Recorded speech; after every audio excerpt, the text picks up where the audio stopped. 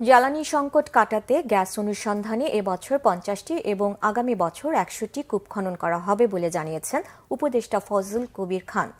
উন্মুক্ত প্রতিযোগিতা ছাড়া জ্বালানি খাতে কোনো কেনাকাটা হচ্ছে না বলেও জানান তিনি। এর ফলে বিদ্যুৎ ও জ্বালানি খাতে প্রতিযোগিতা ফিরে এসেছে বলেও মন্তব্য করেন উপদেষ্টা। আহমেদ সরওয়ারের রিপোর্ট। সম্ভাব্য জ্বালানি মূল্য ও সরবরাহ স্থিতিশীলতা নিয়ে শনিবার সেমিনার করে Dhaka chamber of commerce and industries. সেমিনারে বিদ্যুৎ ও জ্বালানি খাত বিশেষজ্ঞরা ভবিষ্যৎ জ্বালানি নিরাপত্তা, দাম এবং নিরবিচ্ছিন্ন সরবরাহ নিয়ে শঙ্কার কথা জানান। জ্বালানি খাত নিয়ে গেল সরকারের বিভিন্ন পদক্ষেপের সমালোচনাও করেন তারা। বলেন, দীর্ঘমেয়াদে চিন্তা না করে জ্বালানির মূল্য নির্ধারণ ইতিবাচক প্রভাব তৈরি করে না। বিদ্যুতে আমাদের বর্তমান উৎপাদন খরচ 11 টাকা 51 পয়সা, এই বছর গত 23-24 হয়েছে, সেখানে 7 টাকায় বিক্রি করা হচ্ছে।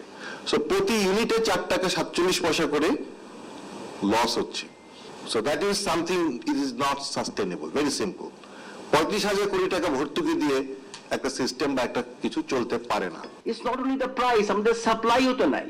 একটা যদি হতো ঠিক আছে আমি 100 টাকা দিলে আমি পাবো, 10 দিতে পারবে না, ঠিক না? ওই সিস্টেমও তো আমরা করি নাই।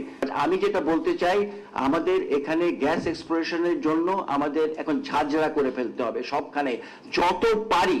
We never recognize the potentiality we have indigenously. আমরা সব সময় we tend to look outside. আমরা ইম্পোর্টের দিকে বেশি আমাদের ঝোঁক।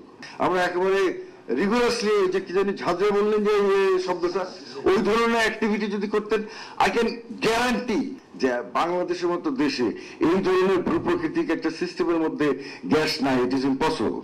জ্বালানি উপদেষ্টা জানান, গ্যাস বিদ্যুৎ সরবরাহের হালাকিগত সবারই জানা, তবে এর পেছনের কারণ এবং আমদানি নির্ভরতা তৈরির কারণ জানা দরকার। জ্বালানি খাতে দেশীয় বিনিয়োগকারীদের উচ্চ দাম নির্ধারণ ও মুনাফা নেয়ার বিষয়ে ব্যবসায়ীদের কোনো অনুশোচনা আছে কিনা সেই প্রশ্নও তার।